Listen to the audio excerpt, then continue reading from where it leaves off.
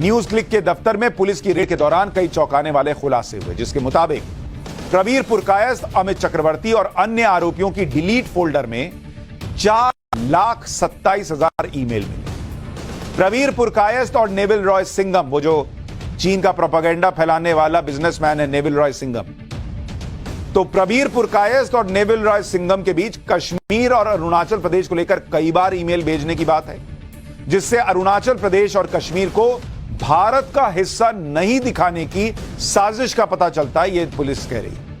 इस साजिश से यह ग्लोबल लेवल पर यह प्रोपेगेंडा फैलाना चाहते थे कि अरुणाचल प्रदेश विवादित हिस्सा है और कश्मीर भी विवादित क्षेत्र है। मैप पर कश्मीर और अरुणाचल प्रदेश को विवादित क्षेत्र दिखाने की कोशिश भारत की एकता और अखंडता को कमजोर करने की कोशिश थी।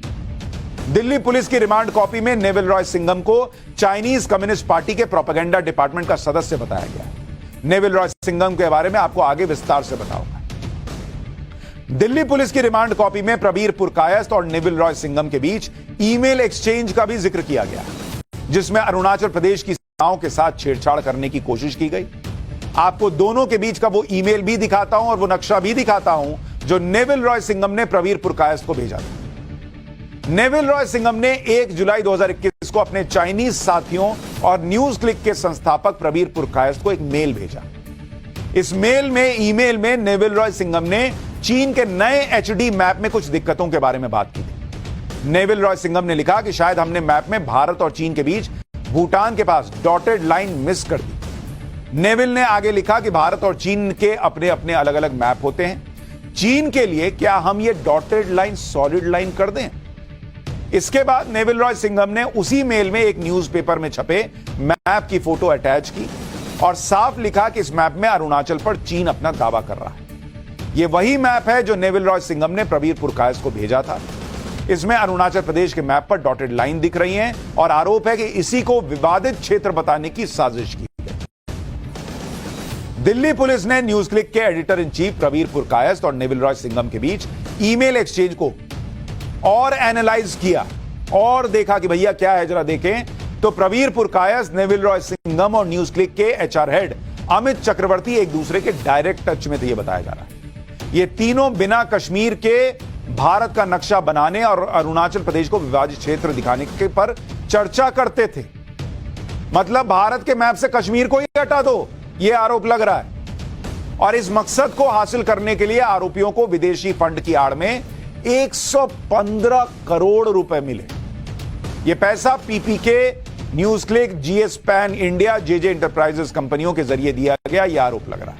नेविल रॉय सिंघम अरबपति अमेरिकी बिजनेसमैन है, फिलहाल शंघाई में रहता है, चीन में।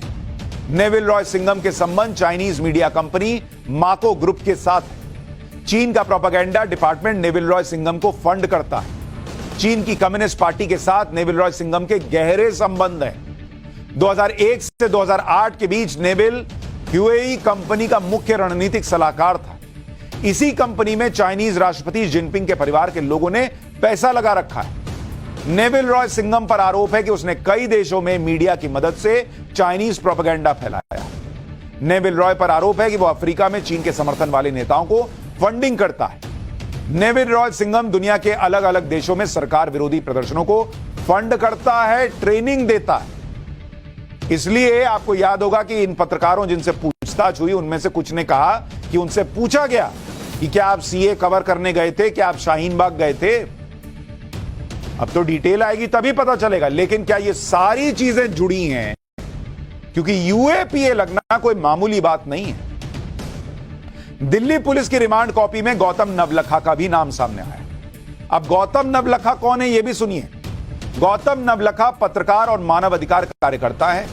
भीमा कोरेगांव हिंसा मामले में गौतम नवलखा गिरफ्तार हो चुके हैं। 19 नवंबर 2022 को गौतम नवलखा जमानत पर रिहा हुए थे। गौतम नवलखा पर भारत विरोधी और गैर कानूनी गतिविधियों में शामिल होने का आरोप है। गौतम नवलखा पर नक्सलियों का समर्थन करने का भी आरोप लगता रहा। गौतम नवलखा पर प्रतिबंधित नक्सली संगठनों के समर्थन का आरोप है। गौतम नवलखा और Pakistani ISI agent Ghulam Nabi phi के बीच सांठगांठ का भी आरोप है। ISI agent Ghulam Nabi phi विदेश में रहता है और एंटी इंडिया प्रोपेगेंडा फैलाता है।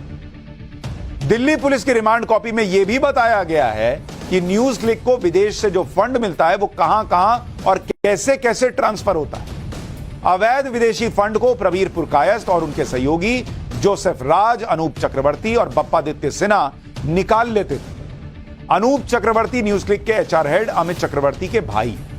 उसके बाद विदेशी पैसे को तीस्ता सीतलवाड़, गौतम नवलखा, जावेद आनंद, उर्मिलेश, परंजॉय गुहा ठाकुरता, अभिसार शर्मा में बांटा जाता था। यह भी पुलिस की रिमांड कॉपी में आरोप लग रहा है। आरोपियों ने किसान आंदोलन को लंबा खींचकर संपत्ति को नुकसान पहुंचाने की साजिश का आरोप इन पर है। भारत में जरूरी चीजों की सप्लाई और सेवाओं को प्रभावित करने की साजिश का भी आरोप है। कोविड महामारी के दौरान केंद्र सरकार की नीतियों को बदनाम करने की साजिश का भी आरोप है ताकि पैनिक फैल जाए। यह भी कई लोगों ने आरोप लगाया। यह भी आरोप है कि 2019 के लोकसभा चुनाव को प्रभावित करने के लिए प्रवीर पुरकायस्थ ने PADS नाम के ग्रुप के साथ साजिश की।